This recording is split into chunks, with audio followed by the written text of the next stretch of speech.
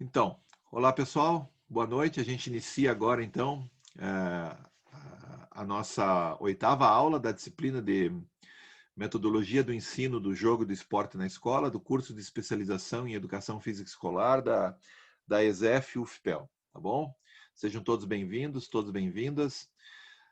Na semana passada, a gente dialogou na aula sobre a educação física como campo do conhecimento. E uma das coisas que me chamou a atenção é como várias pessoas passaram a interferir na aula, e essa interferência no bom sentido, obviamente, passaram a se colocar na aula, né? E isso, em certa medida, é algo que a gente almeja, porque isso enriquece a aula, né? Quebra um pouco a ideia de um monólogo e faz com que as pessoas participem a partir dos seus, das suas dúvidas, dos seus anseios pessoais, etc., dos seus problemas, dos seus pontos de vista, das suas posições teóricas e etc. Então, isso é muito legal e acho que semana passada foi uma aula que a gente conseguiu ter várias participações aí. Então, a semana passada a gente falou, então, como eu disse, sobre a educação física como um campo do conhecimento. E tentamos estabelecer alguns critérios para poder caracterizar a educação física. Né? Lembram lá, como prática pedagógica, como prática científica, né? E uma série de outros critérios que a gente foi pontuando, baseado no trabalho de vários professores, pesquisadores que me antecederam e vêm trabalhando com essa questão também há bastante tempo. Tá? Na aula de hoje, eu procuro iniciar ela a partir de um texto que eu passei para vocês, que chama Conhecimento para o Tempo do Inútil, Reflexões para o Campo da Educação Física, um texto que eu produzi em parceria com o professor Antônio Camilo Cunha, e que foi apresentado no Congresso Brasileiro de Ciências do Esporte, no Combrace, de Natal, no ano passado, e está disponível nos anais do evento. Né? Esse texto, né, ele foi produzido, e é bom a gente sempre falar como é que esse texto se produz também. Muito desse texto ele tá estruturado a partir de fragmentos, inclusive fragmentos de guardanapo de bar, né, das conversas que eu e o professor Camilo, né, o colega aqui, o amigo, né, tivemos ao longo de bons tempos, né, em interlocuções tanto lá em Braga, na cidade onde ele mora, ele trabalha na Universidade do Minho, como em Chapecó, né, quando ele veio para a UNO Chapecó também fazia alguns trabalhos, bancas, etc. E, nesse sentido, as nossas interlocuções, muitas vezes a gente registrava, e eu sempre procuro fazer isso em todas as situações, né, registrar em pequenos fragmentos que muitas vezes se perdem ou às vezes não dão em nada. E outras vezes dão em bons argumentos, né, dão em bons argumentos. E nós acabamos organizando esse texto a partir de um texto anterior que nós já havíamos apresentado num seminário na cidade de Leipzig, na Alemanha. Então, lá nós apresentamos a primeira versão desse trabalho, ainda sem a referência do Nuccio Ordini, que vocês devem ter percebido que é uma referência forte do texto. Né? É o autor daquele livro que eu já me referi em outros momentos da nossa aula, a utilidade do inútil. Né? Então, nesse sentido, a ideia é de pensar de como que fragmentos soltos eles vão compondo determinadas observações, né? Vão se constituindo a partir de determinadas observações e vão constituindo algo maior que vai criando uma certa linha, né? E que culminou com essa primeira versão do texto lá de Leipzig e esse texto aqui que nós apresentamos em Natal. E agora uma versão mais elaborada que a gente está produzindo ainda, né? Que é para publicar num periódico, né? E isso a gente está vendo ainda onde, e primeiro a gente está procurando qualificar o texto. Mas veja, o texto ele surge do nosso tempo do inútil. Né? É isso que uma das questões que eu queria começar falando sobre o texto. Né? Ele surge do nosso tempo de diálogo, né? E boa parte desse tempo de diálogo no tempo de não trabalho, dos nossos encontros e conversas, enfim, em momentos em que a gente não estava em uma situação de trabalho. E surgiu uma ideia de pensar a educação física, né, como um campo do conhecimento que tem responsabilidades para a formação do inútil. Essa basicamente é a tese central do texto, que se desdobra no objetivo dele e que compõe toda a argumentação que a gente faz nessas breves páginas. É um texto pequeno, tem 4, 5 páginas, nem sei quanto. A versão estendida dele agora é mais robusta, né? E enfim, né, queria dar uma rodada agora no pessoal que conseguiu fazer leitura. Quem não conseguiu fazer leitura, eu acho que vale a pena. É uma abordagem que não é muito comum na educação física. Agora, essa semana eu recebi um e-mail de um amigo que vai para o pós-doutorado, possivelmente, em breve, e a ideia dele é trabalhar com alguns desses elementos que a gente vem operando aqui. Ele está pensando a educação física também como um campo do conhecimento importante para pensar a formação para o tempo do inútil, como se refere o Ordine. Teve uma fala na semana passada, ou retrasada, né? Eu não me lembro de quem, que perguntou, mas professor, o que é o inútil? O que seria inútil? Né? O que é útil? Alguém falou assim, né? E eu pego uma frase do próprio texto do Ordine, né? Tem a versão original em italiano, o Nuccio Ordine é um professor da Universidade da Calábria, né? E ele escreve lá pelas tantas, né? Que ele considera útil tudo aquilo que nos ajuda a sermos melhor, né? Tudo aquilo que para nós é algo que nos torna melhor. Isso é útil. E, por consequência, não aquilo que nos faz, por exemplo, colher dividendos, ou ter algum tipo de retorno objetivo, ou algum tipo de lucro imediato.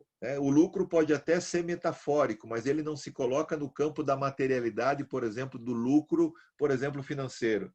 Do lucro, por exemplo. A ideia de que nós temos uma vida, né? A vida humana, ela se constitui por uma multidimensionalidade.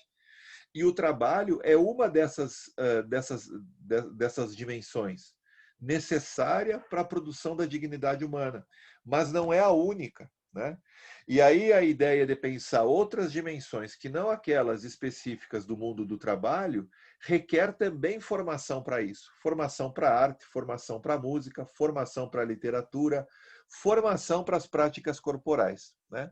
Então, é um processo de formação para o tempo de não trabalho, ou nesse caso a gente está usando a expressão, para o tempo do inútil. E nesse sentido, alguns campos da escola, né, algumas disciplinas da escola, alguns componentes curriculares, eles se colocam de uma forma muito próxima desses elementos, que é, por exemplo, a literatura, a música, né, a educação física, a arte e por aí vai. Então, há uma relação importante de pensar a questão da formação para o tempo de não trabalho. Durante muito tempo, e nós ainda temos um resquício muito forte disso, né? Uma formação quase que exclusiva para o trabalho. E não raro, tem um estudo que um colega acabou de publicar sobre a incidência, isso já tem vários estudos a respeito, não é só esse, né? Mas estou me referindo específico a esse. Tem vários estudos que apontam, por exemplo, para o nível de alcoolismo, né? Nas idades mais avançadas, por exemplo, depois da aposentadoria. No tempo ainda que as pessoas podiam se aposentar, né? Mais cedo, pelo menos. Né? Nesse sentido, a ideia de como que isso impacta na vida da pessoa, na medida que ela foi forjada para trabalhar, e de um momento para o outro ela perde essa referência e ela passa a ser alguém que tem um excesso de tempo livre. Né? O que ela faz com esse tempo livre? Ou mesmo pessoas como nós, que passam, às vezes, o fim de semana sem uma atividade mais pontual, né? Sem uma atividade mais específica, sem uma demanda do trabalho, e as pessoas, por exemplo, ficam angustiadas, ansiosas, né? Abusam da comida, da bebida, por exemplo, né? Como se o ócio fosse um pecado nesse sentido, né? Como se o tempo livre fosse um tempo que nós não poderíamos gozar desse tempo porque nós não estaríamos sendo produtivos, né? Do ponto de vista de uma ideia de produtividade. Tá? Então, essa basicamente é a ideia central. Eu queria ouvir alguns comentários agora. Vamos dar uma rodada aí. Queria ouvir de vocês algumas considerações daqueles que leram, né? Sobre aquilo que vocês entenderam, não entenderam, não concordaram, ou concordaram, enfim. Fiquem à vontade. Agora vamos dar uma rodada nessa parte inicial da aula. Queria ouvi-los.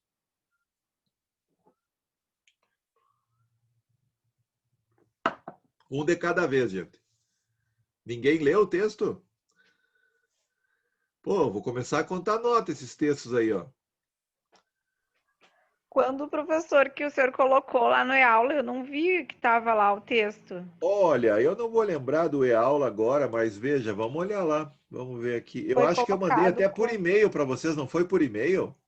Ah, eu não olhei no meu e-mail. Esse Eu não acho que eu tá no mandei por e-aula. e-mail até para vocês. Até tô com o Cobalto No aberto e-aula aqui, não ó. tem. Não, acho Esse que não, não é só no e-aula, formação bem esportiva. lembrado, ó. As mensagens enviadas aqui, eu já digo o dia que eu mandei para vocês, ó. Eu mandei para vocês aqui metodologia. Eu acho que estava no último slide da aula passada. E o senhor mencionou. E eu mencionei no chat também, né? Acho que foi isso, então. Bom, talvez eu não tenha mandado porque até estava no último slide, bem lembrado. Pode ser que eu não tenha mandado, mas eu ainda tenho suspeita que eu mandei. Mas ninguém fez a leitura do texto? Professor, eu vou ser bem Eu li. sincero, professor. Eu fiz, mas não lembro de nada quase. Alguém tá falando bem baixinho que eu não consegui escutar. Eu li. Eu vou tirar o fone. Eu fiz a leitura, professor, mas olha, estou lembrando de pouca coisa da leitura que eu fiz, porque eu não estava concentrado no texto quando eu fiz. Tá bem? Não, obviamente não é obrigado a fazer comentários, nem produzir, né, nenhuma dúvida, etc. Mas o importante era fazer a leitura do texto e tentar compreender a lógica com a qual ele se estrutura. Então vamos fazer assim, ó. A gente deixa esse texto, vocês já têm ele disponível. Por favor, coloquem no chat aí, se alguém tem o link. Oi? Colocar no e-aula o texto, por favor, que a gente, claro, às vezes são várias disciplinas e a gente tem ali para se orientar, por favor. Eu coloco agora, pode deixar. Hoje até no nosso grupo do WhatsApp foi perguntado se tinha alguma coisa para ler, daí eu coloquei, ó, não tem nada lá no aula, daí ninguém respondeu que tinha. Tudo bem. Vamos fazer ninguém assim, lembrou, ó. Né? Realmente. Agora que a gente já fez a abertura do texto, ó, e já chamou atenção para ele, eu vou colocar ele no e-aula daqui a pouco, no final da nossa aula. Tá ali, tem ali o arquivo na biblioteca digital do SEV, o Vinícius colocou. Obrigado, Vinícius. E aí vocês podem fazer a leitura, tá bom?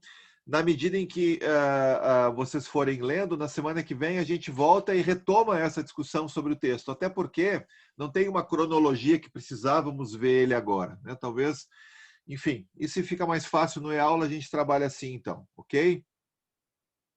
E tô vendo que tem gente que leu também, ó, tem gente que já fez a leitura, né? Ok, beleza. Vamos lá. Eu vou encaminhar agora para vocês, ó, uma apresentação que é a parte principal da aula de hoje, certo? Que é a discussão que a gente entra, vocês devem lembrar, né? Nós estamos finalizando o bloco 1, hoje é a última aula do bloco 1, e nós iniciamos o bloco 2 na semana que vem. Então, essa parte mais conceitual, né, a gente vai entrando agora na parte mais vinculada às questões metodológicas, tá? Então, na semana que vem a gente começa da maneira mais direta, né, dando continuidade ao trabalho de hoje, mas hoje a gente faz uma transição a partir de algumas propostas para pensar o ensino do jogo e do esporte no contexto escolar, tá? Então, eu postei no e-aula também um verbete, já falei, sobre formação esportiva, que é um pouco da base, né, com a qual eu inicio a organização dos argumentos que eu vou apresentar agora para vocês aqui. Deixa eu partilhar a apresentação. Ok? Estão conseguindo ver aqui?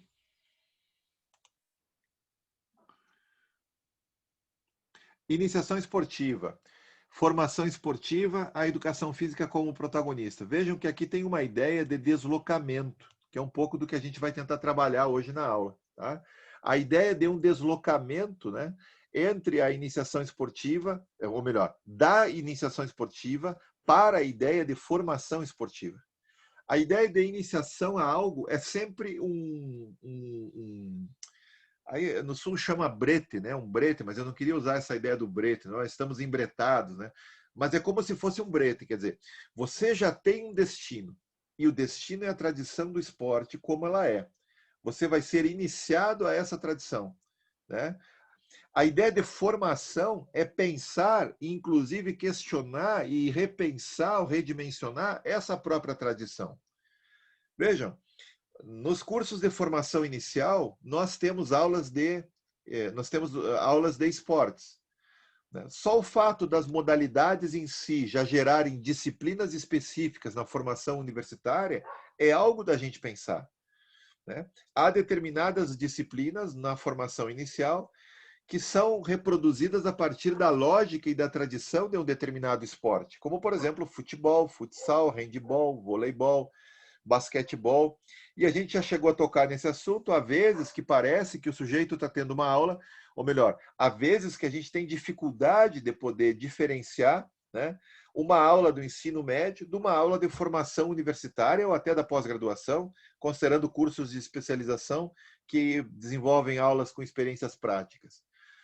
Então, a ideia de pensar que a formação esportiva ela redimensiona a ideia da iniciação em direção a algo, amplia esse algo e democratiza as possibilidades de acesso a partir de alguns ingredientes que a gente vai mostrar ao longo da nossa aula de hoje. Acredito que não vai terminar na aula de hoje e a gente conclui na aula da semana que vem, tá bem?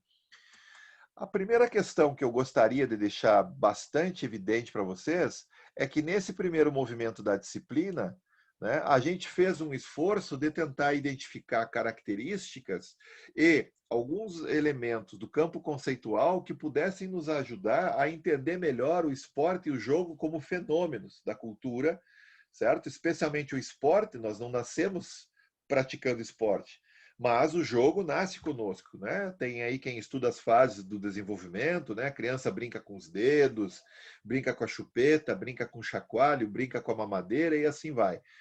Tem brinquedos com os quais ela opera e a partir daí ela desenvolve determinados elementos. E essa articulação entre jogo e esporte nós tentamos falar até então. Agora a gente vai entrar numa articulação com a educação física, a partir da ideia que nós trabalhamos na semana passada. Por isso, vejam, a gente está tentando trabalhar ao longo desse curso, né, dessa nossa disciplina que é tão rápida, né, a gente está tentando trabalhar elementos que representam a tentativa de produzir uma concepção de educação física na sua relação com o esporte e o jogo. Então, nesse sentido, o professor seria um sujeito que investiga, analisa, né, estuda o jogo e o esporte e traduz esse processo de estudo em situações de aula. E esse movimento entre estudar, pensar, refletir e produzir sobre esporte e jogo e desenvolver situações de intervenção de aula, ele, nesse meio de campo, tem questões metodológicas que a gente começa a tocar de maneira mais evidente na aula de hoje. Por exemplo, nesse caso aqui. Deixa eu só tirar aqui. Ó. Por exemplo, nesse caso aqui. O jogo e o esporte como possibilidades pedagógicas para a educação física, a partir da tematização de elementos que vão desde uma tradição a ser ensinada. Olha, onde é que as pessoas aprendem sobre a tradição das diferentes modalidades esportivas que elas vão estudar na escola?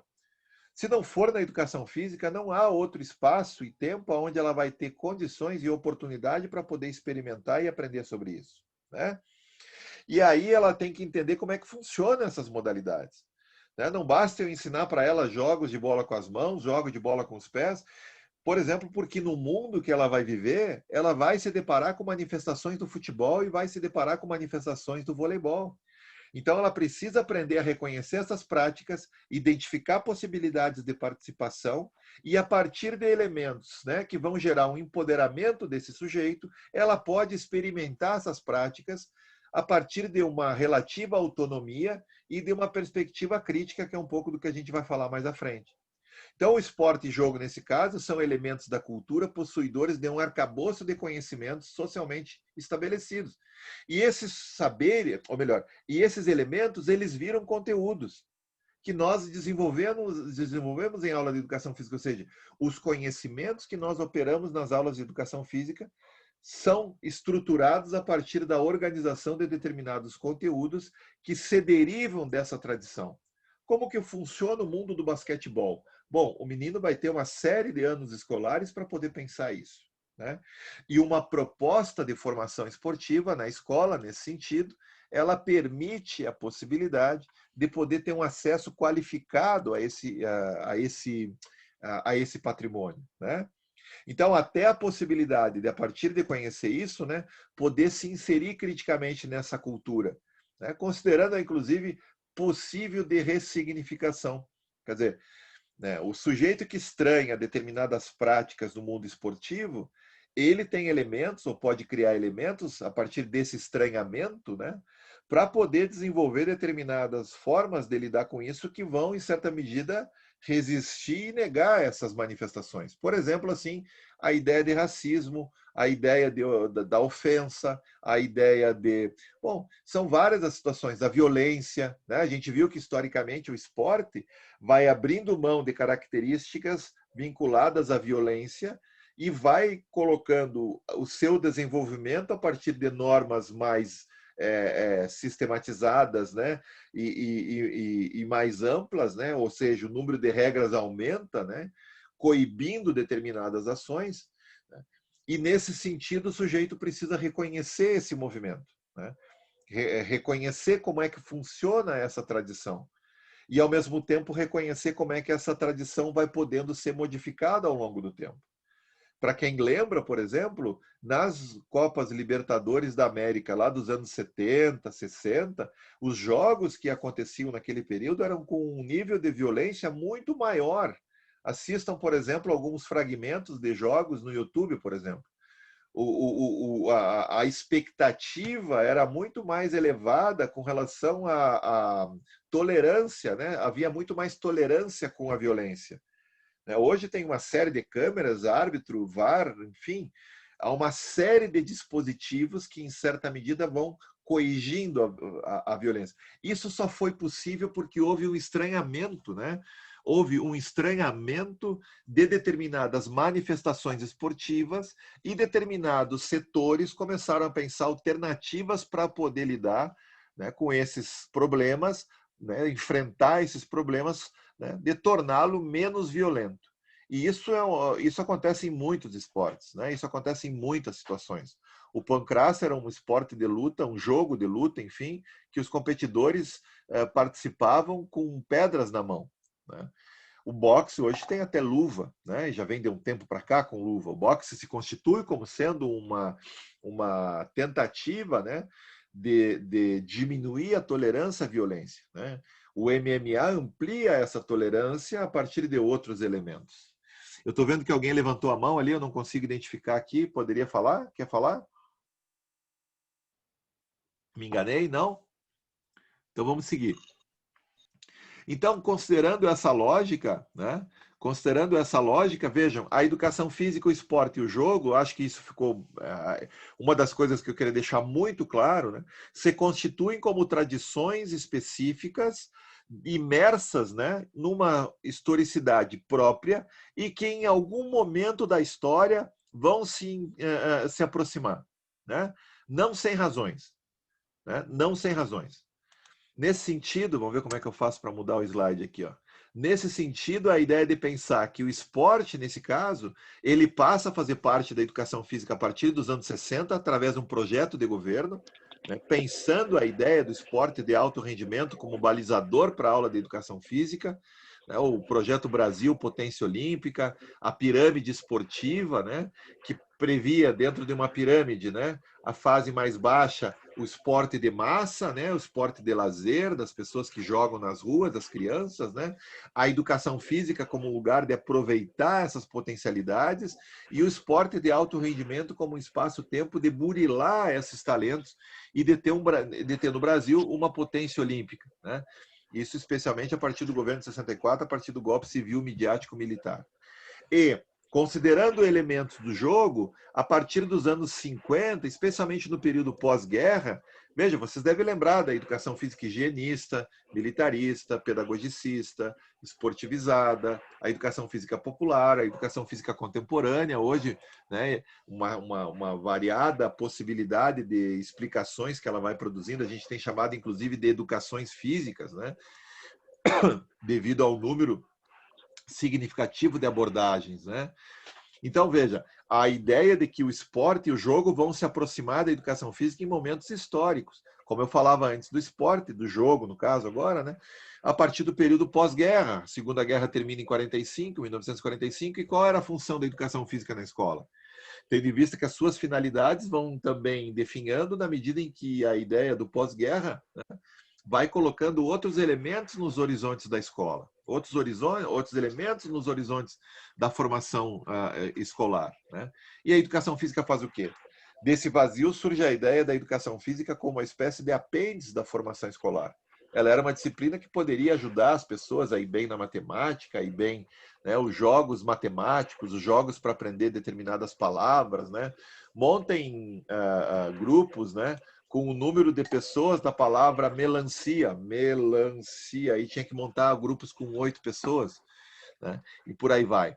Então, nesse sentido, a educação física se estrutura a partir desses tempos históricos de uma maneira distinta com cada um deles, considerando aí, então, as especificidades do jogo e do esporte, ainda com vários elementos por enfrentar. Né? Nós estamos falando aí da década de 50, 60, né? E que tem resquícios até os dias de hoje. Né? Nós vivemos ainda vários resquícios de tudo isso até os dias de hoje. Né? A ideia não é incomum, né? Durante muito tempo, a ideia de que o professor de educação física ficava com os alunos fazendo intersérie no pátio, para os professores fazerem a reunião pedagógica e não perderem o dia letivo. Né? Então, aí a educação física se coloca, né, se rebela contra essa condição, e aí ela se depara com um problema. Né? Agora eu participo da reunião. O que eu tenho a contribuir nessa reunião? O que eu tenho a dizer lá na reunião? Então, é um outro momento da educação física, né? Uma outra perspectiva que vai se abrindo ao longo desse tempo todo. Mas esporte e jogo continuam sendo manifestações autônomas, assim como a educação física também. A vida na educação física para além do esporte, por exemplo. Né? Embora muitas vezes está tão atrelado, né, que parece que não há. Mas há momentos de intersecção, né, situações de intersecção, como esse esquema tenta mostrar, né? Tanto da educação física com o esporte, com o jogo e com ambos. Né? Mas eles continuam com as suas trajetórias de forma autônoma. Né? Quer dizer, se a educação física hoje parasse de existir, não existe mais, né, possivelmente o sistema esportivo daria muito bem conta, né, tanto dos escalões de formação de atletas, quanto dos escalões de formação dos treinadores. Já tem as federações, né? Treinador nível 1, treinador nível 2 e assim por diante. Aqui tem uma ideia, né, um ponto de partida, primeiro da educação física, que a gente já desenvolveu na semana passada. Não vou abrir muito sobre isso. Mas a ideia é de pensá-lo como uma prática pedagógica e científica que tematiza e investiga com intenção pedagógica elementos da cultura corporal de movimento. Mas aí também uma questão que é importante, qual é o papel do professor nessa conjuntura? E aí tem alguns elementos que o professor Walter Bracht e o professor Mauro Betti nos ajudam, nesse segundo aqui, especialmente o professor Mauro Betti.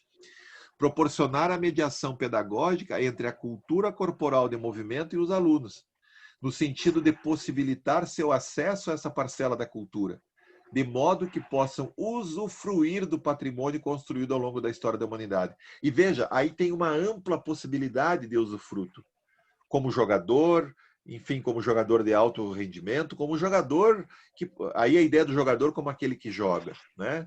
Como espectador, né? Onde é que a pessoa aprende a assistir um determinado espetáculo esportivo? A reconhecer a beleza em determinados momentos, né, do que acontece em manifestações esportivas, inclusive de alto rendimento.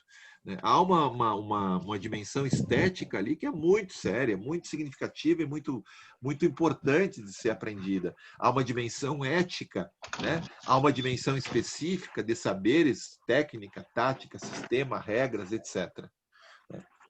E veja, nesse desenho, nesse movimento, alguém abriu o microfone? Alguém queria fazer alguma intervenção?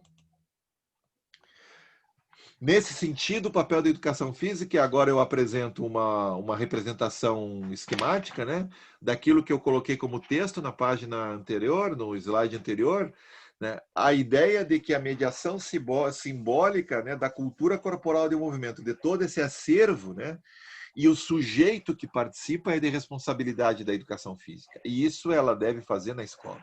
Né? Isso ela precisa aprender a desenvolver na escola. Né? Há uma série de elementos, né, que precisam ser desenvolvidos de modo que o aluno, ali na escola, que é o lugar onde ele tem para aprender sobre essa cultura. Né? E aí ao professor cabe a tematização pedagógica, por isso que eu digo sempre que o professor, nós, né, somos compositores, certo? E somos tradutores. Tem um pessoal com o microfone aberto, eu sempre acho que é pergunta, se quer perguntar não tem problema nenhum. Mas se professor, Oi, pode falar. É o Rodrigo. Queria trazer um assunto aqui que eu estava pensando, né? Quando a gente fala, né, agora, principalmente depois que a gente começou a discutir a base, aqui no grupo de professores aqui da minha cidade, uma dos, vamos dizer assim, o pessoal que não aceita muito bem a base é porque eles não enxergam o aspecto das habilidades motoras, do desenvolvimento motor no campo da cultura corporal de movimento. Ficou uma coisa assim que eles diziam, né, que essa tematização, quando a gente vem da história, quando a gente fala da ética dentro do esporte, isso ficou numa maior importância do que o aspecto motor da educação física. Olha, é isso, Rodrigo ou Rogério? Rodrigo. Rodrigo, obrigado, Rodrigo. Olha, tu toca num ponto muito legal, assim, ó. Toca num ponto... Oi? Eu não estou ouvindo. Alguém está se manifestando? Por favor, fala mais alto. É o microfone da colega Marina que está ligado, professor. Fecha o microfone, por favor. Mas veja, essa pergunta ela é muito legal. Essa pergunta ela é muito legal, porque ela nos coloca numa situação de reconhecer que durante muito tempo, e olha, isso nós temos que entender. Primeiro, a gente tem que entender quais são as críticas que se estruturam em torno da base nacional. Eu acho que a gente tem que ouvi-las. Tem algumas que eu mesmo fiz, eu mesmo produzi, né? Mandei para vocês o parecer que eu fiz da base, enfim. E isso lá naquele tempo, em 2015 para 2016, né? Hoje é uma outra versão, mas é imprescindível entender essas críticas para ver se elas têm sentido, né? Nesse outro aspecto que tu colocas, né, a gente precisa aprender a reconhecer que durante muito tempo na educação física nós nos preocupamos demais com as questões do saber fazer. Nós nos preocupamos demais com as questões da técnica, né, do sistema de jogo, da tática, né? Nós nos preocupamos demais com isso. Essa era a centralidade, eu me lembro das minhas próprias aulas de educação física escolar. Elas eram situações de treino, né? Nós treinávamos futsal, né? Não tinha muita diferença do que era uma mini equipe de futsal para representar a escola em competições escolares, né? Que nesse período dos anos 70 ela tinha mais visibilidade, mais incentivo e outros elementos a partir dessa lógica, né, da educação física escolar ser uma base, né, de detecção de talentos. Por outro lado, lá nos anos 80, quando a educação física passa a entrar em crise, né, nós acabamos entrando num outro momento, né? A ideia de que nós precisávamos ser pessoas, professores, né? E a crítica a esse momento, basicamente chamado de tecnicismo, né? Ela era uma das coisas que mais imperou na área durante muito tempo. A própria universidade tem a sua responsabilidade nisso, né? Tanto é que tem uma brincadeira que diz assim, é uma brincadeira séria, né? Nesse tempo, o professor de educação física aprendeu a ser secretário ou ministro da educação, mas esqueceu de ser professor da aula de segunda-feira. Então, quer dizer, nós aprendemos a reconhecer grandes teorias e aprender a estudar teóricos, né? Mas passamos a reconhecer, passamos a apresentar também problemas com o nosso desenvolvimento dessa mediação simbólica entre a cultura corporal e o sujeito que era nosso aluno, que é nosso aluno. Ou seja, como resultado, muitas pessoas, gerações, ficaram sem acesso ao conhecimento, a esse patrimônio do esporte. Tanto é que poucos sabem jogar, muitos, vejam quantas pessoas vocês conhecem que não têm condições de poder jogar razoavelmente bem no seu tempo livre, né? Várias manifestações esportivas, têm dificuldades com isso. E muitas dessas pessoas que sabem que são nossos amigos e fazem parte do nosso círculo de amizades, né? Essas são pessoas que aprenderam em equipes, aprenderam em escolinhas, aprenderam em outros lugares, né? É muito raro, e me digam de vocês mesmo, né, como que essa geração mais nova, né, aonde que ela vai aprendendo sobre esportes, a jogar bem em situações de tempo livre, né? Então, nós vamos aprendendo que nós tínhamos uma vara que era curvada para as questões específicas do saber fazer. Depois nós curvamos demais essa vara e ela também se desequilibrou na ideia do saber pensar, né? E a ideia que nós vamos aprendendo agora é tentar uma certa possibilidade de lidar com uma relação de equilíbrio entre aquilo que o Eleanor Kuntz, aquilo que eu venho falando nas aulas, né, já denominou de saberes para o esclarecimento e saberes para o agir prático. Ora, precisamos de saberes em nível macro da conjuntura contemporânea no âmbito educacional. Não dá para desconsiderar isso, né?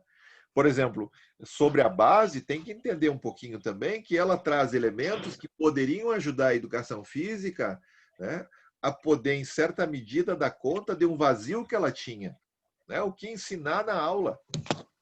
O que é que eu vou ensinar? Eu não vou dar aula de ética. Agora, eu preciso entender a ética como sendo constituinte do saber do professor. Por consequência, a ética está presente no esporte.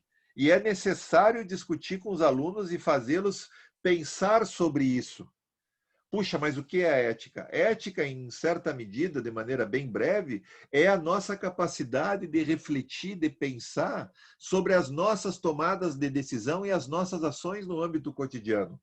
O que fazemos, né? O que queremos, o que podemos. Aí tem um dilema ético. Tem a ver com as questões do querer, poder, quer dizer, eu quero, eu posso, e o dever, eu devo. Eu quero, eu posso, mas eu não devo. Eu devo fazer, mas eu não quero, mas nem posso. Então, essa articulação com dilemas, né, e a ética sempre vai lidar com essas questões do mundo material prático, né, das nossas decisões, dos nossos pensamentos, das nossas leituras de mundo, né, ela é necessária de ser pensado. Quando o menino diz assim, para mim, né, na aula, né, que determinado menino, né, ele joga melhor futebol porque ele é negro, eu preciso refletir sobre isso. Quando o menino diz que determinada modalidade não é para mulher, eu preciso refletir sobre isso. Eu não posso passar por cima dessas situações. Por isso que é uma escola, né? É para melhorar o nosso mundo, né? Para poder produzir relações mais horizontais entre as raças, entre os gêneros, né? Então, nesse sentido, poder produzir situações de reflexão a partir daquilo que nós estamos ensinando.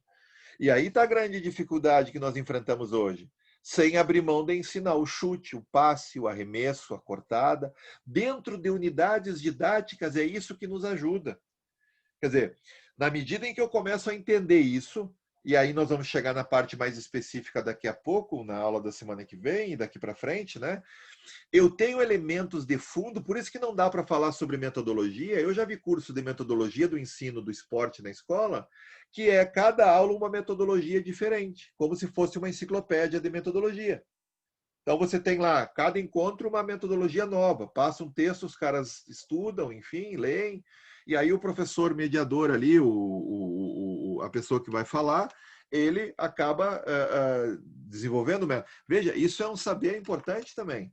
Mas a metodologia não pode estar descolada de toda essa conjuntura que eu tenho tentado apresentar para vocês. Por isso, viu, essa pergunta que tu apresenta aqui é boa, no sentido de que a gente não pode descuidar. Porque teve um tempo que nós dizíamos, era isso ou aquilo. Hoje a gente está dizendo, é isso e aquilo. E não tem jeito. Não dá para passar por cima da dimensão ética do nosso fazer pedagógico. Agora, se nós não ensinar os alunos a ler e escrever na quadra, no campo, eles vão aprender a ler e escrever aonde? Imagina os nossos... Professor? Né? Só para complementar o raciocínio, os nossos filhos que vão para a escola e não aprendem a tabuada. O que é que nós vamos pensar da escola e do professor de matemática? Quem é que ia falar agora, por favor? É Alex. Oi, Alex. Tudo bem? Tudo Desculpa bem? o atraso, professor. Surge de toda essa fala e do questionamento do colega um outro problema que daí é o espaço de luta da educação física, que é a questão do nosso tempo, né? Do nosso tempo dentro da escola enquanto carga horária, porque para dar conta, e eu concordo com essa mediação, né, entre o técnico, vamos dizer assim, e esse campo mais reflexivo, crítico. Eu acho que tenho que ter o equilíbrio disso. Eu procuro mesmo trabalhar dessa forma, só que a gente esbarra na questão do tempo, né? Hoje a gente tem um limite de, por exemplo, trabalhando com ensino médio, primeiro e segundo ano, que foram as reformas que foram implementadas por estes governos a partir do segundo golpe civil que a gente teve aí na nossa República, a gente passa a ter uma limitação ou que a gente conseguiu resistir que fosse retirado do ensino médio de educação física, né?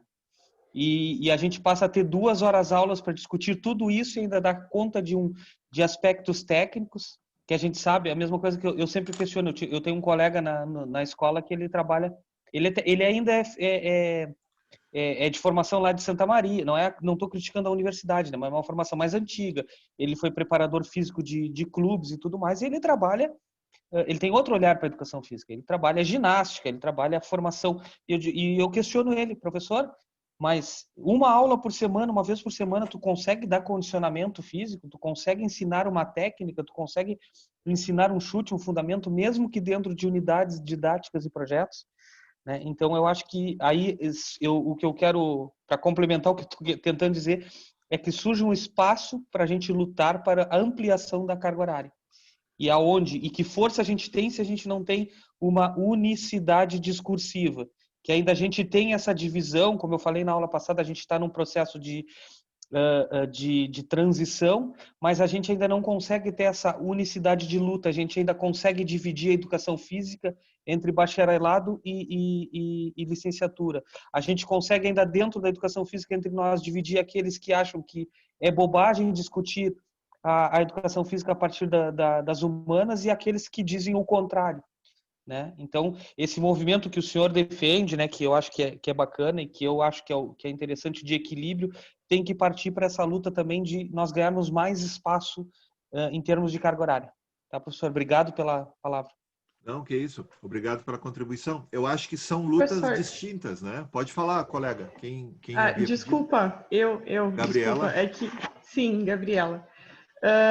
Eu não sei se cabe dentro do comentário do colega, mas o que me passa é o seguinte: essa questão do equilíbrio, ela também não está muito clara entre todos nós, porque eu particularmente acho muito difícil a gente conseguir trabalhar toda a questão de desenvolvimento corporal e esse leque enorme que tem de práticas corporais, que a gente vai desde esportes de rede, esportes individuais, passa por danças, lutas.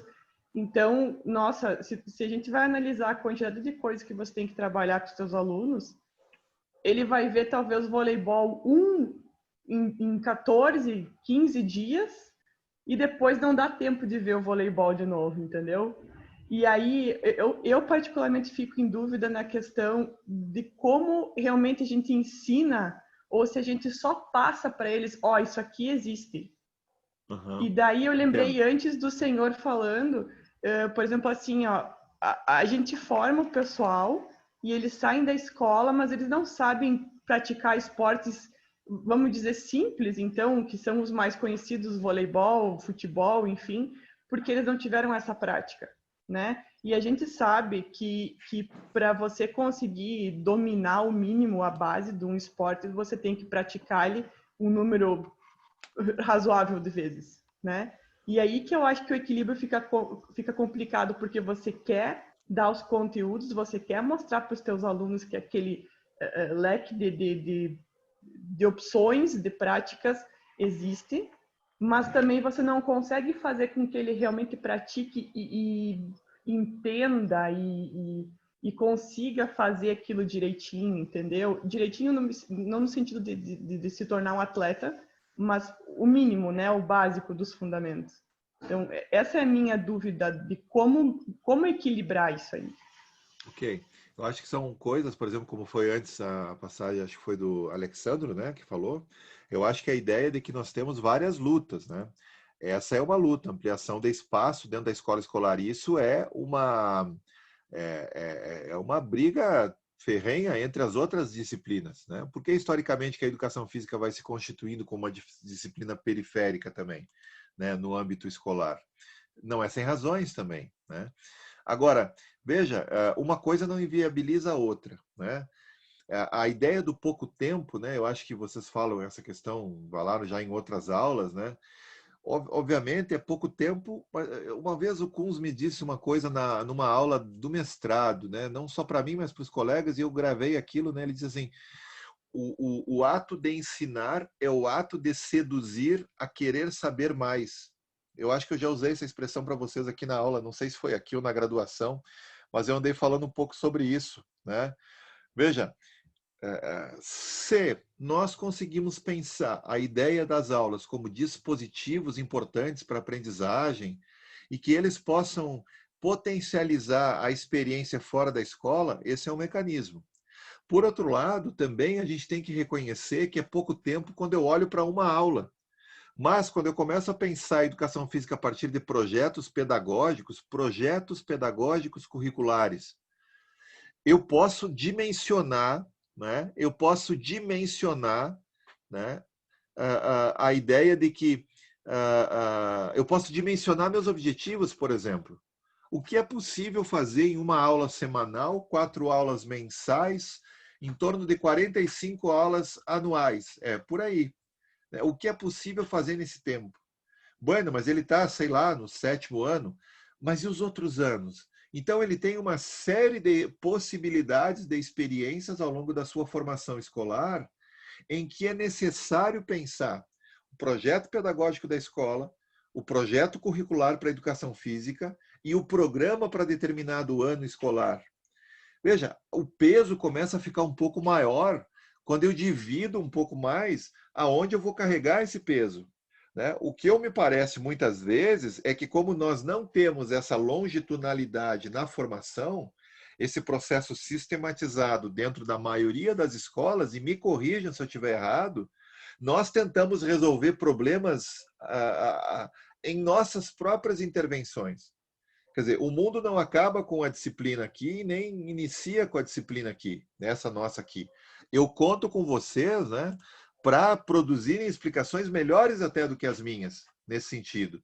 Então, eu procuro desenvolver dentro desse curto espaço de tempo, né, eu procuro desenvolver determinadas situações em que vocês se estruturam como alunos, mas, ao mesmo tempo, eu vou tentando seduzi-los a saber mais sobre esse tema. E na medida em que vocês vão trazendo as experiências de vocês, né, esse peso, em certa medida, talvez possa ser um pouco mais diluído, que é um pouco do que a gente vai fazer na parte final da aula dessa própria apresentação aqui. Porque nós precisamos reconhecer a impossibilidade de dar conta de tudo com a turma que nós estamos, ou na aula que nós vamos trabalhar. Nós vamos pensar, né, que a educação física ela necessita de projetos e dentro desses projetos unidades didáticas. E em cada contexto esses projetos vão ser desenvolvidos de acordo com uma série de fatores. Por exemplo, material, vocês bem sabem disso, né? Mas a gente percebe uma dificuldade de levar adiante esse tipo de proposição. Né? Por quê? Porque isso dá muito trabalho. Organizar um projeto pedagógico e levar ele adiante com tantas turmas, como vocês bem sabem que o professor de educação física necessita trabalhar, é muito difícil, né? E às vezes, né, nós temos também parceiros dentro da própria escola, professores, Professor, né? Oi, pode falar. Eu interromper o senhor para falar exatamente isso. Pode falar mais alto, por favor? Eu estou tentando falar mais alto aqui, mas está difícil. Acho que o meu norte está com problema. Eu ia falar exatamente isso, professor. Tu encontra resistência nos próprios pais para fazer um projeto pedagógico a longo prazo. A partir do momento que tu consegue fazer isso dentro da escola, talvez a gente, né, na medida do possível, a gente vá conseguir, né, desenvolver as práticas corporais de movimentos, esportes de combate, esporte de rede. Mas como a colega falou, e o senhor falou que não é desculpa a falta de tempo, que tu pode tentar fazer com que o aluno se sinta, digamos, atraído pelo esporte e desenvolver o esporte ou outras práticas fora da escola. Só que o problema tu encontra muitas vezes nos pais para fazer isso que o senhor está nos falando aí, que é a condição de fazer um projeto a longo prazo, professor. Porque essa cultura é muito nova, pessoal. Nós trabalhamos com essas coisas que a gente está operando, por exemplo, nessa aula de hoje aqui, há 20 anos, 30 anos, nem isso na educação física. Então, nós não temos ainda uma cultura nesse movimento do próprio campo. A gente está construindo isso. Vocês estão construindo isso. Eu estou tentando ajudar. Quer dizer, uma série de elementos, né, que vão mostrando que nós estamos numa fase muito incipiente ainda, mas que nós já temos muitos avanços. Quer dizer, né, eu vou destacar daqui a pouco um trabalho feito com professores de educação física, que foi publicado como um capítulo desse livro que eu organizei, que se chama O Fenômeno Esportivo, Ensaios Crítico-Reflexivos. É um trabalho de acompanhamento com professores de educação física ao longo de uma temporada escolar, e há uma série de elementos que esses professores conseguiram desenvolver.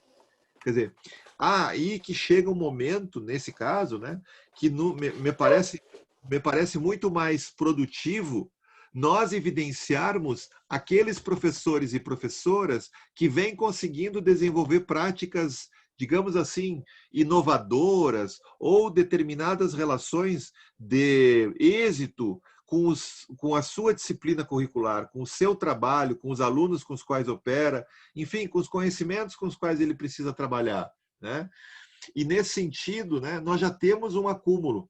O que acontece é que isso muitas vezes se perde frente a uma série de problemas, e o que vocês colocam não é pouca coisa, né? A conjuntura do número de aulas, é pouco uma aula por semana, é pequeno tempo, né? A ideia de articulação com os próprios colegas, a própria fragmentação teórica do campo, quer dizer, não são probleminhas que vocês colocam ou desculpinhas, né? São problemas que interferem na prática pedagógica, sim. Né? E que nos dão elementos, né, que nós precisamos aprender a superar, ou pelo menos a enfrentar. Espera aí que eu vou ligar o meu computador que baixou aqui o nível da bateria. E nós precisamos aprender a enfrentar. E é nesse sentido, viu? Reconhecendo isso que vocês estão falando como problemas, que eu trago esses argumentos aqui. Por isso que eu sempre tenho dito, não basta só o professor querer. Depende do professor. Depende de uma série de fatores, mas também depende do sujeito. Né? A confluência de um projeto pedagógico, um projeto pedagógico se estrutura a partir da confluência de uma série de ingredientes. A escola, a gestão, o tempo para estudar e produzir, né? O número de aulas, os materiais, as condições objetivas, a articulação com outros professores, a relação com os alunos. Veja, uma série de variáveis aqui. Agora, o que eu quero dizer é que há determinados contextos que vão conseguindo produzir algumas janelas de oportunidade, né? E essas janelas de oportunidade, elas deveriam chegar até nós como alentos para pensar o nosso próprio trabalho. Quem sabe aí o trabalho, eu sempre digo, né? A monografia da especialização é um lugar para pensar o nosso próprio trabalho. O que é que eu venho fazendo? O que é que eu poderia fazer? Quais são os desafios que eu enfrento? Quais deles são enfrentáveis? Quais deles são irresolvíveis? Afinal de contas, como eu posso organizar melhor o meu próprio trabalho? De maneira mais qualificada, a minha própria proposta de intervenção. Lidar melhor com os referenciais com os quais eu opero. E aí é uma série de variáveis, como eu falei antes. Mas veja, nós vou seguir com vocês, eu não sei se tem mais alguém que gostaria de falar, mas vou seguir porque nós vamos retomar esse assunto mais à frente. Né? Nós vamos retomar, e até vou passar por isso aqui, porque de certa forma a gente já passou. Eu vou apostar um pouquinho que isso aqui vale a pena. Ó. Das possíveis relações, por exemplo, entre esporte e educação física, na lógica da formação esportiva que eu falei para vocês antes. O que a gente tem visto? Aqui é um trabalho baseado, um esquema, né, baseado no trabalho do Mário Sérgio Cortella, de 98, do Sávio Assis de Oliveira, de 2001, né? E eu faço uma relação aqui entre a questão do esporte e a educação física, né? Um otimismo ingênuo, um pessimismo ingênuo e um otimismo crítico. O otimismo ingênuo é quando o professor pensa que ele vai mudar o esporte nas aulas de educação física. É ingênuo porque o fenômeno do esporte ele é tão poderoso que ele pode prescindir da educação física. Ele não precisa da educação física para se constituir como esse fenômeno poderoso. Né? Como eu disse, são tradições distintas que se encontram em um determinado tempo histórico. O pessimismo ingênuo é também o avesso disso. É o sujeito que diz assim, olha, é o esporte, é a mídia, não tem muito o que fazer. É assim que funciona e pronto. Né? Então, há uma hegemonia de relações que estabelecem como deve ser. E eu não tenho muito como fugir disso. Já o otimismo crítico, que é na lógica do que a gente vem tentando trabalhar ao longo da disciplina, perspectiva a ideia de que entre esporte e educação física há zonas de interlocução. Olha o desenho anterior que a gente havia apresentado lá, que tinha o jogo. E é nessa zona de intervenção que a educação física deixaria de prestar um serviço ao esporte para pensar o esporte como um campo com o qual ela precisa objetivar processos de intervenção e processos de investigação. Quer dizer, de uma condição subalterna, ela passa para uma condição de diálogo na tentativa de operar com os elementos com os quais ela considera, a partir do referencial que ela mesma produz, mesmo considerando essa fragmentação teórica, conceitual, etc., da área, né? Mais à frente eu vou ser mais objetivo com relação a isso. Mas a ideia de pensar que o esporte é um fenômeno produzido por seres humanos que tem mazelas e tem benesses, tem coisas muito boas, tem riquezas, né? Mas também tem coisas muito sérias, problemáticas, que precisam ser remodificadas, modificadas, repensadas, redimensionadas, né? E é aí que entra esse processo que a gente vai tentar avançar a partir de agora. Quer dizer, a educação física, historicamente, se constitui como subalterna. Quer dizer, ela é o degrau para chegar no esporte. Foi assim e a gente ainda carrega isso muito com a gente.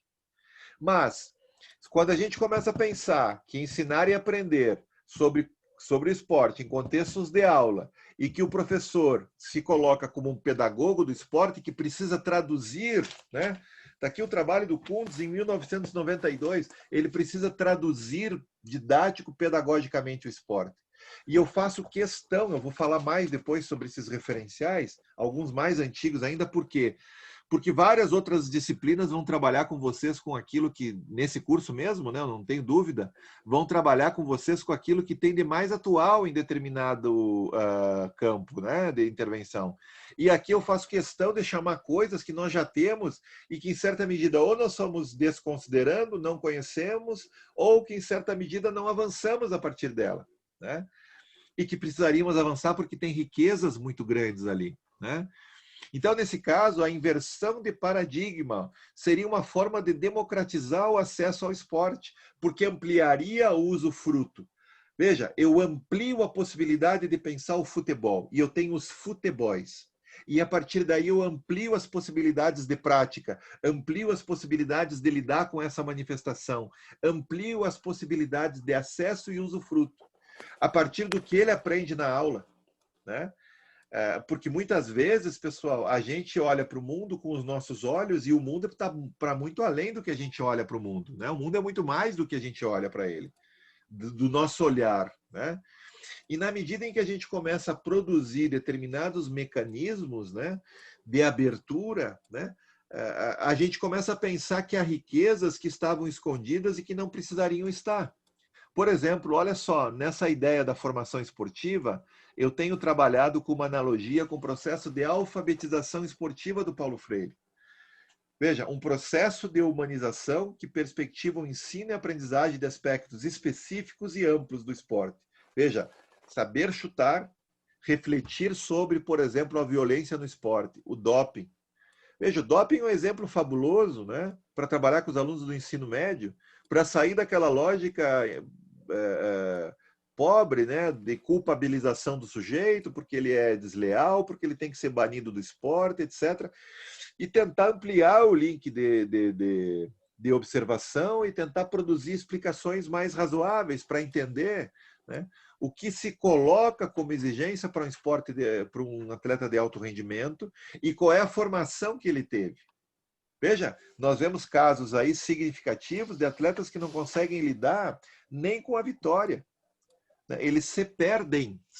Vocês sabem casos aí de vários exemplos aí no futebol, fora do futebol, etc. Em qualquer esporte, jogadores que têm um potencial, o futebol é mais comum, né? Passa na TV, etc.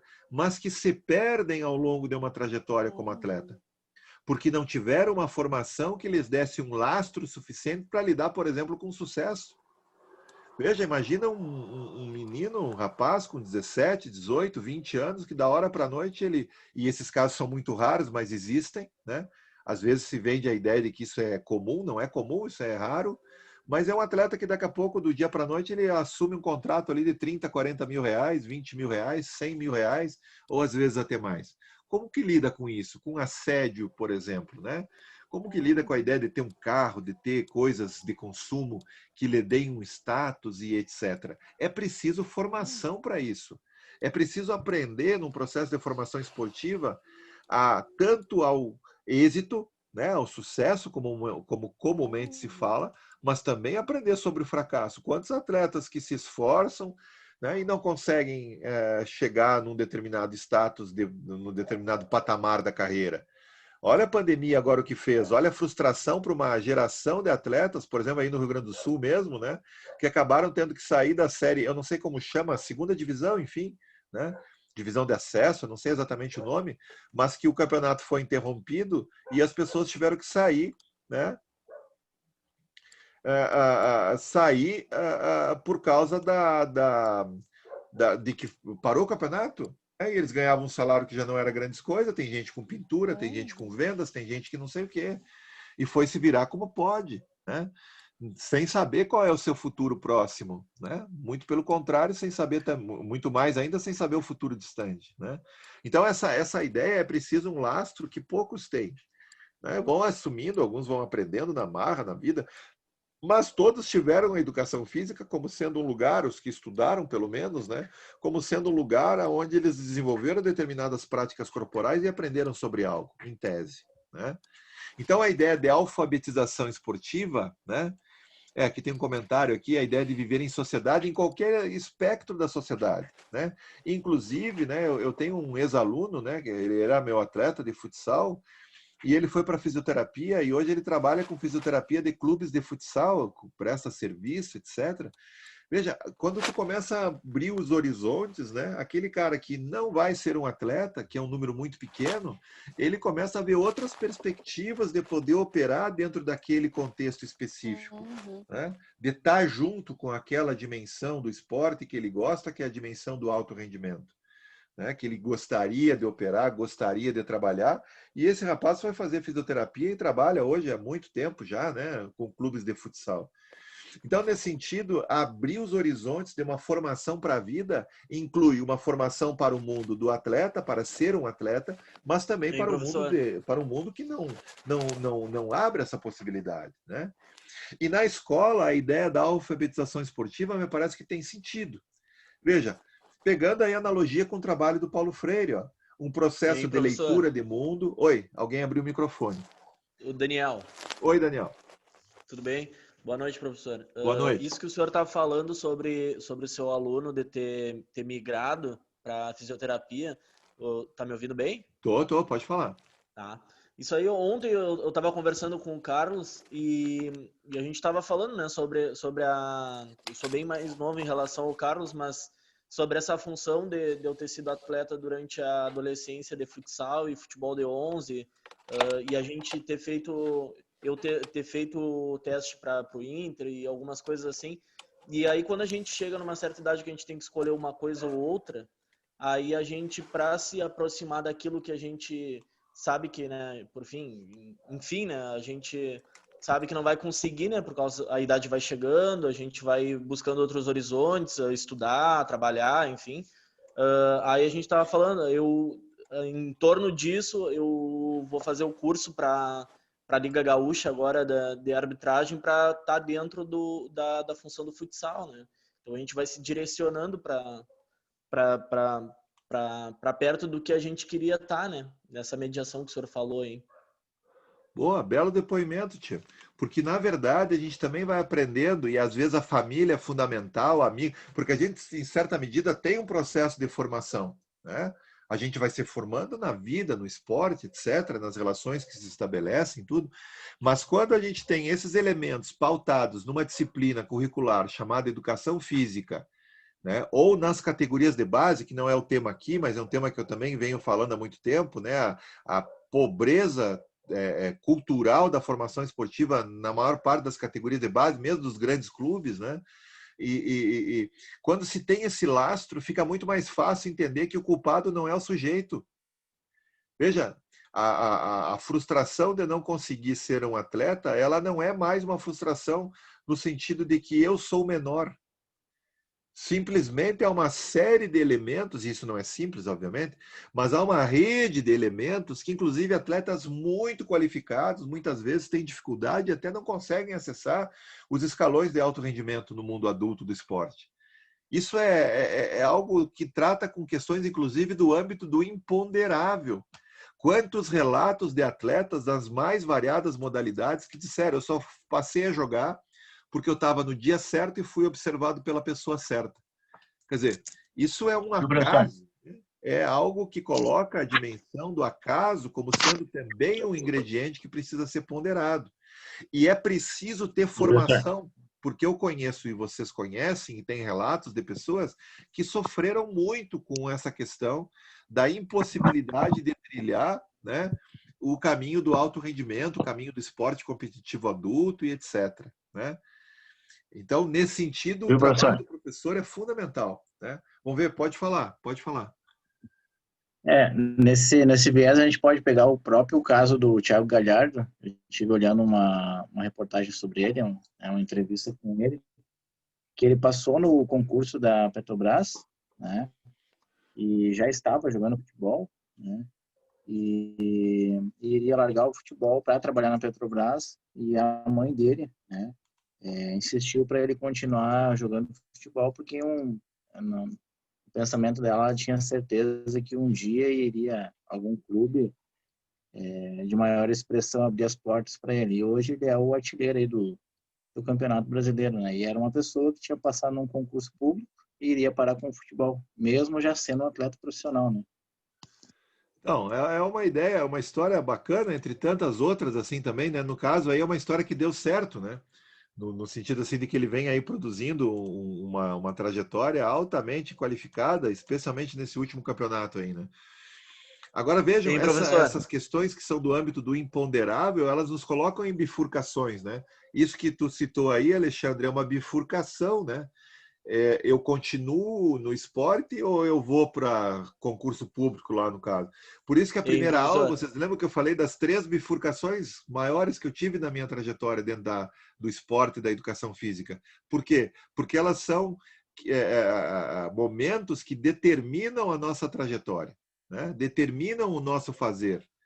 E é por isso a importância de ter uma bagagem para isso, ter um lastro para além do lastro da experiência. A formação pode nos dar elementos para ponderar e considerar melhor os ingredientes necessários para a tomada de decisão mais adequada. Embora, obviamente, nunca se sabe, né? Nunca se tem condições de saber, né, o que é que aconteceria se fosse tomado decisão contrária. Né? Nunca se tem essa... Mas, enfim, são sempre apostas. Agora, para produzir apostas, certo? É necessário ter condições de entender as consequências, os elementos que constituem a conjuntura daquela aposta, né? E os desdobramentos, tanto para como é que chama? Um dilema é isso, você tem 2 ou 3, né? Geralmente duas situações que você tem que escolher, né? Então, nesse sentido, quais são os desdobramentos, né? Onde vale a pena apostar? E a formação esportiva, nesse sentido, ela procura desenvolver ao longo do tempo, né, possibilidades estruturais para que o sujeito tenha mais condições de tomar as melhores decisões. Eu fiz aqui vou fazer uma pequena síntese agora. Ó. Eu também não queria avançar muito no horário, tá? Mas eu vou parar na parte quando a gente entra nos focos de ruptura, aonde eu vou apresentar as propostas e vou deixar as propostas para a aula da semana que vem. Na aula da semana que vem, então, a gente teria mais tempo para falar sobre essas propostas e elas vão considerar esses elementos que vocês abordaram na aula de hoje e já vem abordando alguns dias atrás, aí, algumas aulas atrás. Esses problemas que vocês colocam do tempo, etc., tal, e por aí vai, né? Mas olha só, então é esse slide mais 2, aí eu encaminho o final. Veja, a ideia de pensar a alfabetização esportiva, né, a partir dessa analogia com o trabalho do Paulo Freire, né, ela permitiria a possibilidade de apropriação da tradição que já existe. Vejam isso aqui, ó, saber ler e escrever como metáforas de saber ler e escrever em quadra, campo, pista, rua. Quer dizer, o sujeito vai participar do que se chama aí, convencionou chamar de mini maratona. Como ele programa a sua participação nessa corrida? Desde o processo em que ele aprende a desenvolver na escola, que há necessidade de estruturar uma sistematização para poder pensar a sua performance ao longo de uma corrida que vai ter lá, sei lá, 5 quilômetros, muitas vezes, 6 quilômetros. Como que ele dosa a sua energia? né? Eu brincava com os meninos, a gente se preparou uma vez na escola para participar de uma chamada mini maratona, né? Para as crianças aí era 2, 3 quilômetros, não vou saber quanto, né? E a gente usou a metáfora da latinha de refrigerante, né? Como que nós dosávamos a latinha de refrigerante, né? Para tomar o conteúdo dela ao longo de 2 ou 3 quilômetros, né? Do contrário, poderia passar lá por 1 quilômetro e já está com a latinha esgotada, que ela representava a nossa energia. Quer dizer, a ideia de pensar o treinamento, né, e a projeção de uma estratégia de corrida, a gente traduz isso para um determinado repertório linguístico que o aluno consiga entender. E aí, a partir de algumas orientações e da experimentação, né, porque uma dessas unidades didáticas foi, eu acho que era gurizada com 13, 14 anos, eu não sei exatamente qual era o grupo, né, mas a gente fez algumas experiências, inclusive em finais de semana, né, para experimentar, para ver qual é a nossa sensação em corridas de maior distância. Algo que não está no universo da maioria dos jovens dessa faixa etária, né? E como que eles podem se programar para um determinado esforço a partir de um saber, né? Um saber com o corpo, o que acontece comigo numa situação de distância maior para correr, e como eu posso projetar isso do ponto de vista de uma estratégia. Olha, eu não sou professor de atletismo, não tenho muito conhecimento dos processos, etc.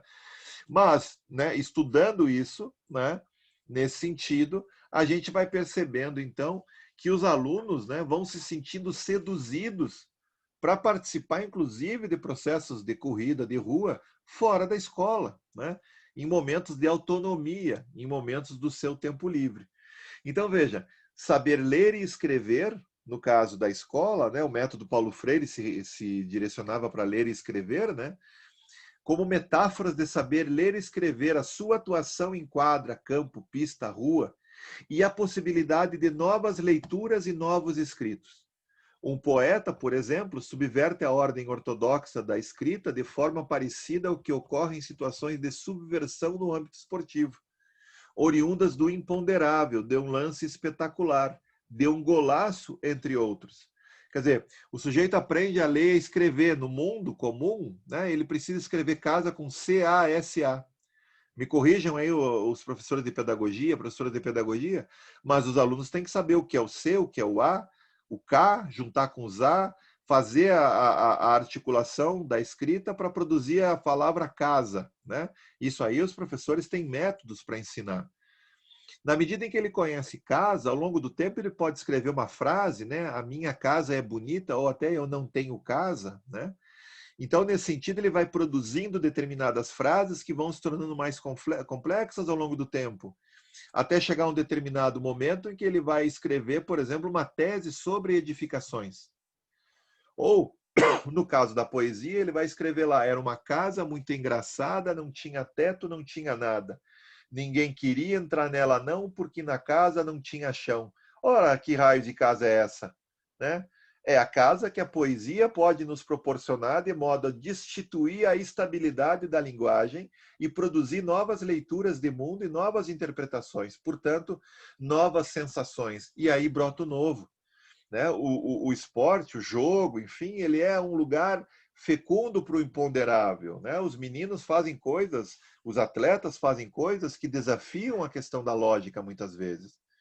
Em certa medida, essas experiências elas são fruto de determinados saberes, mas também de determinadas oportunidades. Né? O que é possível fazer na educação física escolar? Ora, nós não vamos aqui na disciplina dar resposta para isso, nós vamos apontar para alguns horizontes. Né? Vejam esse próximo slide aqui. Ó. Por isso, a ideia de edificar uma cultura da educação física para o ensino do esporte necessita de uma mudança de paradigma para o próprio campo.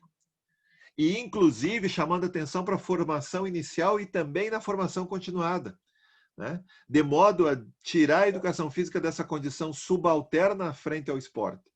É como se nós estudássemos num campo para depois servir a outro campo.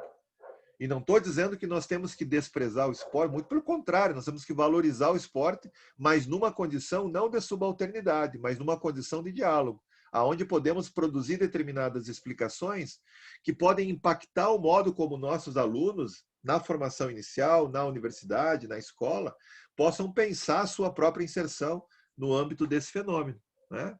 Então, nesse caso, né, a ideia da educação física como um campo preocupado com vários saberes, técnico, tático, estético. Veja, a educação física como espaço e tempo de tradução e composição pedagógica. E isso, né, para ir finalizando a aula de hoje, né, isso eu venho chamando de focos de ruptura. Veja, eu particularmente, né, uma das questões que eu vejo, vocês têm falado na base, né, uma das questões que a base aponta para muitos é a ideia de um espaço, de uma proposta, vamos dizer assim, que seja revolucionária para a área, né? Eu tenho perdido muito a esperança com essas ideias de grandes mudanças, de proporções, enfim, que mudem um campo. Não, a própria condição da educação física ela é multifacetada, multidimensional. Então, o que a gente propõe com esse conjunto de aulas é pensar focos de ruptura, né? Em diferentes contextos. Por exemplo, o que eu posso fazer na turma do 5º ano? O que eu posso fazer na turma do 1º ano? O que eu posso fazer na escola que eu trabalho? Ou nas escolas que eu trabalho? O que é possível fazer, né? Nesse sentido, né, os focos de ruptura eles seriam resistências localizadas, pequenas lutas, propostas de intervenção. Propostas de intervenção que exigem a produção de uma proposição ou de proposições curriculares que possam sistematizar e se constituir a partir de um movimento dinâmico e histórico. Quer dizer, não é só para agora. No ano que vem eu tenho essa proposta, posso melhorar ela, depois eu melhoro, até o tempo de que a gente tenha possibilidades de produzir boas propostas de intervenção que ao longo do tempo vão sendo redimensionadas, reestruturadas, revistas, enfim, que nós vamos podendo qualificá-las. Isso é uma utopia? É claro que é. Mas aqui a ideia de utopia é aquilo que surge, pessoal, entre o que nós temos e o que nós poderíamos ter. Um projeto pedagógico ele é sempre uma utopia. Um projeto curricular para uma disciplina ele é sempre uma utopia. O que nós temos e o que nós poderíamos ter. Vocês têm a experiência de vocês nos espaços de intervenção e vocês podem mapear, a partir de um olhar mais apurado, o que é que nós não temos e o que é que nós poderíamos ter. É dessa tensão, dessa falta, que surge a utopia. E a utopia, ela é o carro-chefe, ela é fundante de qualquer projeto curricular, em qualquer espaço de intervenção, quer seja na escola ou quer seja na universidade. Se um projeto curricular não se constituir a partir dessa ideia de utopia, como sendo algo que nos coloca na tensão entre o que temos e o que poderíamos ter, nos coloca à frente a nossa própria falta, qualquer projeto pedagógico que não tenha essa dimensão, em certa medida ele é um projeto burocrático, porque ele não trabalha com a possibilidade de ampliação daquilo que nós temos. E ele se reduz àquilo que já existe. Eu me lembro de uma frase do professor Boaventura Souza Santos, ele diz assim: ser crítico é não reduzir a realidade àquilo que existe. Veja, essa frase eu acho uma frase muito legal para a gente ir encaminhando o final desse nosso encontro de hoje. Ser crítico é não reduzir a realidade àquilo que existe. Ora, outros mundos são possíveis. E às vezes esses mundos são produzidos em situações imponderáveis, inusitadas. Né? Aquele menino jogando bolinha de gude num acampamento do MST é um exemplo de como que se redimensionou a questão do acúmulo de bolinhas de gude naquela relação estabelecida ali, naquele contexto específico. Né? Isso é possível de ser pensado em outros lugares, outras lógicas, outros mecanismos, em que, por exemplo, né, vejam o tênis. O tênis é a bola no chão. Né? Eu quero ganhar o jogo. Agora, se eu pensar o frescobol, por exemplo, é manter a bola no ar, é manter o movimento, é manter o jogo em movimento. Percebem que há uma relação em que um sujeito amacia a bola para o outro sujeito, que é distinto do tênis. O que eu quero dizer com isso?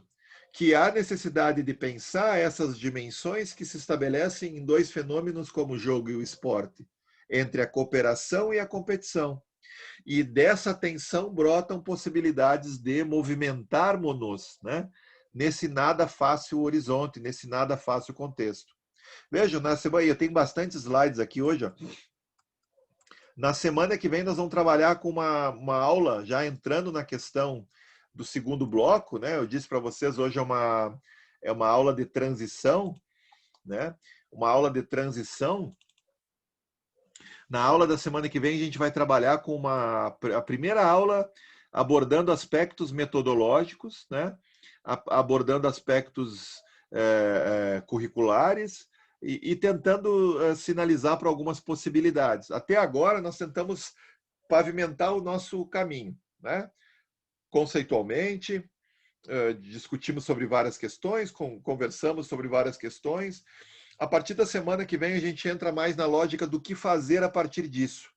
Mas não é a partir de qualquer coisa, é a partir desse construto que a gente tentou apresentar ao longo das aulas, né? Jogo, esporte, educação física, as suas interfaces, as suas autonomias, aquilo que podem, aquilo que não podem, limites, possibilidades, enfim.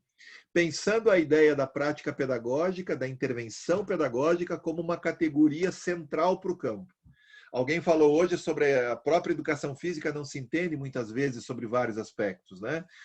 Eu tenho trabalhado com a ideia que uma possibilidade da educação física criar canais de comunicação é tratar, e não só eu, vários professores da área têm trabalhado assim, dessa forma, né? De pensar a educação física, a intervenção pedagógica como uma categoria central para a formação em educação física, inclusive no bacharelado. Inclusive no bacharelado, na licenciatura, enfim, por quê? Porque nosso trabalho ele se funda em relações humanas que se estruturam pedagogicamente em situações de intervenção. Mesmo um personal, ele desenvolve uma metodologia de trabalho, ele precisa de elementos da didática, ele conhece a fundo o seu cliente, quer dizer, ele tem uma compreensão daquele conjunto de elementos que constituem aquela relação. E o trabalho dele se funda, né, nessas relações que ele estabelece e que se estabelece com ele num processo de interação pedagógica. E é nesse sentido que, se a formação inicial olhasse para isso com mais carinho, né, nós também teríamos elementos mais densos para o processo de intervenção.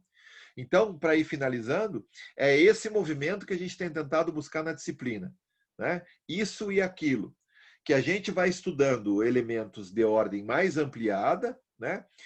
Pensemos questões amplas do contexto escolar, a educação contemporânea, como ela vai se constituindo, o papel da escola, como que a escola vem sendo colocada numa condição subalterna, como se fosse só um lugar para arrumar um emprego, né? E é importante o emprego num mundo de desempregados, olha quantos milhões de trabalhadores, né?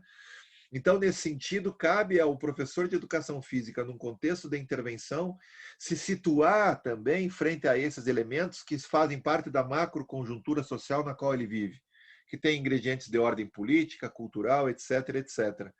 Nesse sentido, né, também é necessário que o professor estabeleça condições de aprender sobre determinadas formas de agir, né, nos seus processos de intervenção, ou seja, a gente precisa ensinar bem, né?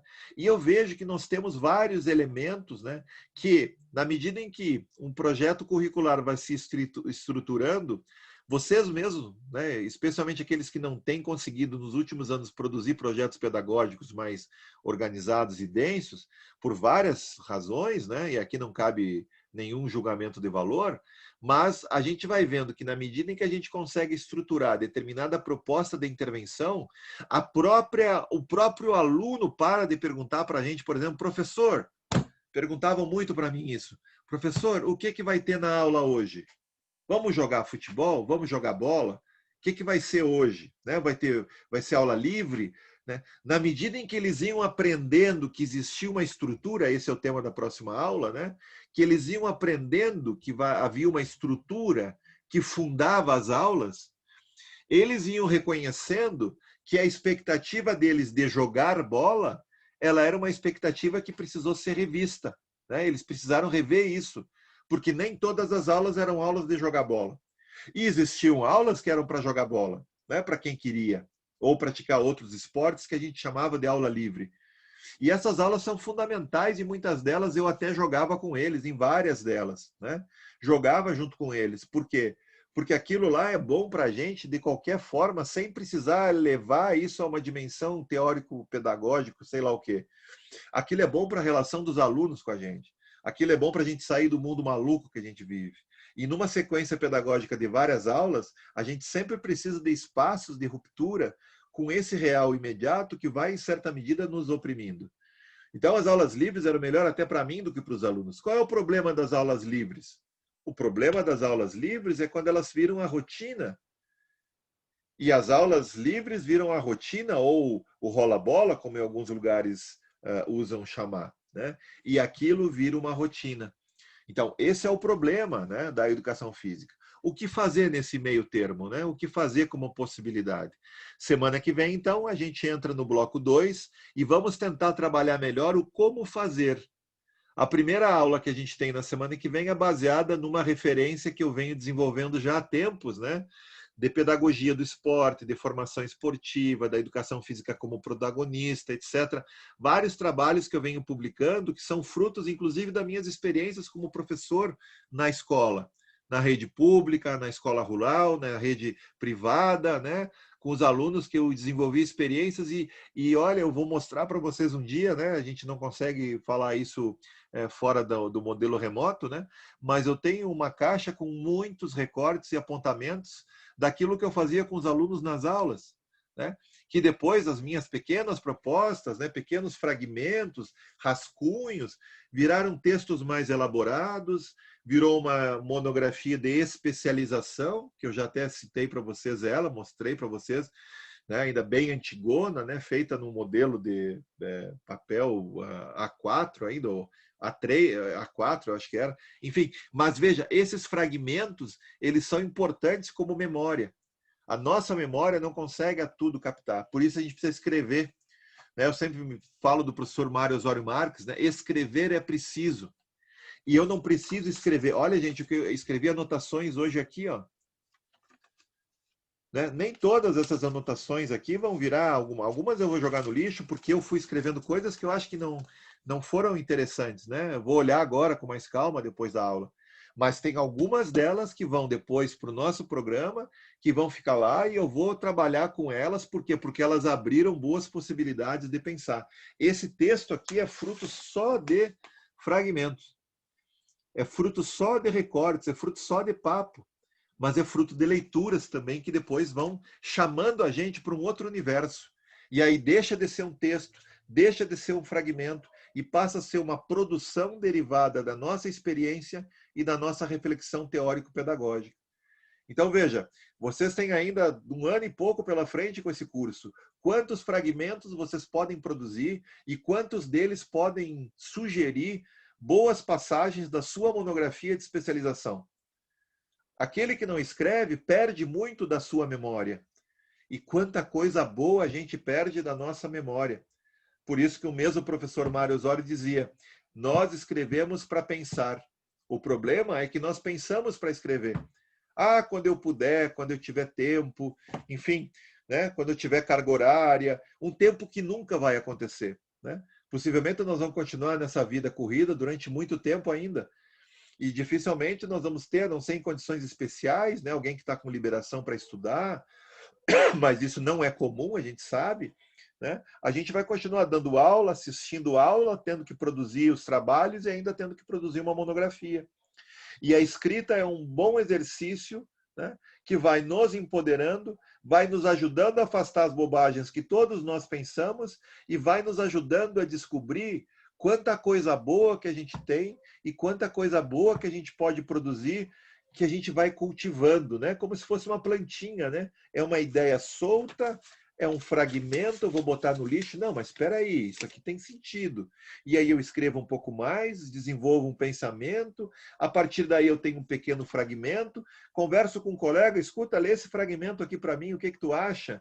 E daqui a pouco ele responde, né? E daqui a pouco eu digo, olha, mas então isso é assim, não é assado? E daqui a pouco você tem uma cadeia de raciocínios mais alongada que te ajudam a explicar melhor ou a enfrentar melhor problemas, né, do nosso próprio cotidiano. Buenas, pessoal. Eu acho que seria isso. Deixa eu ver, eu fiz umas anotações aqui para ver se eu não me faltou nada, né? Então, está disponível para vocês o verbete Formação Esportiva no e-aula. Eu vou colocar para vocês agora no e-aula também esse pequeno texto, né, um texto bem pequeno, né, bem do conhecimento para o tempo do inútil, reflexões para o campo da educação física, certo? Eu vi alguém falar, por favor. Não, é Alex, só para contribuir com o senhor.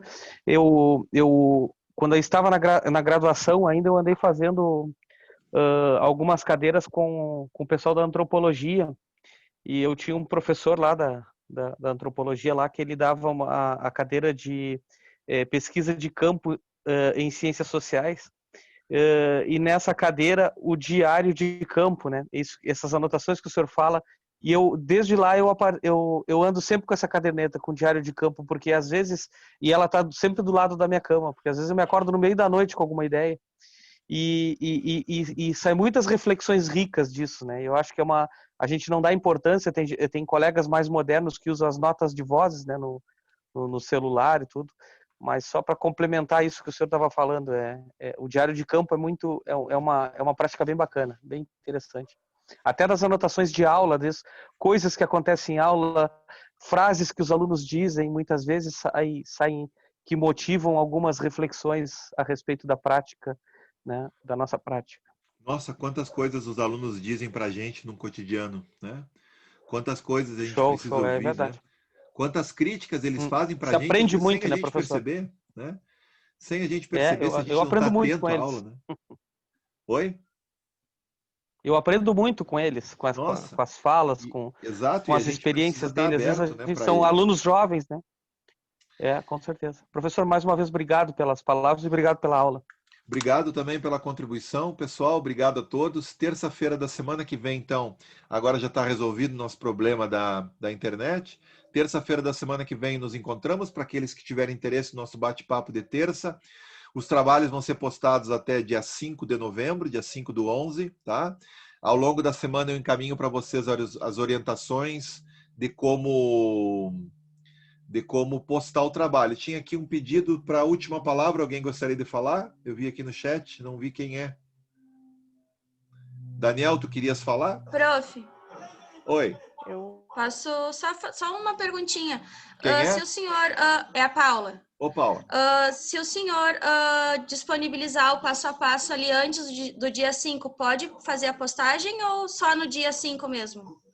Pois é, isso nós vamos descobrir junto. Eu disse no início da aula que eu não sabia bem como funciona isso, né? Tá. Não, tranquilo. Também, se eu demorar muito para saber, não tem problema, um dia mais, um dia menos. Eu vou ver como isso funciona e eu falo para vocês por e-mail. Por isso, fiquem atentos aos e-mails, tá? Tá certo, obrigada. Uma dúvida do nosso grupo, vai ter que ser em PDF ou pode ser em formato Word mesmo? Olha, eu sempre colocaria em PDF, né? Porque daí evita de desconfigurar na hora que o sujeito abre, daqui a pouco, sei lá, né? O PDF, eu sempre acho que ele fica um pouquinho mais seguro para abrir sem desconfigurar, né? Tá bom. Tá bom? Obrigada. Beleza, pessoal. Então, desejo que fiquem bem. Obrigado aí, tá? Obrigado pelos comentários aí no chat, pelas participações, tá bom? Se cuidem aí. Semana que vem, na terça-feira, estaremos aí. Até segunda, a aula vai estar disponível no YouTube. E na semana que vem, na quinta-feira, mais uma aula no mesmo bate-horário, mesmo bate-canal aí. Valeu, pessoal. Um abração para vocês aí. Tudo de bom. Se cuidem. E uma boa noite e um bom descanso, tá? Obrigado, professor. Boa noite. Boa noite. Boa noite. Tchau, boa noite. Boa noite, colegas. Boa noite.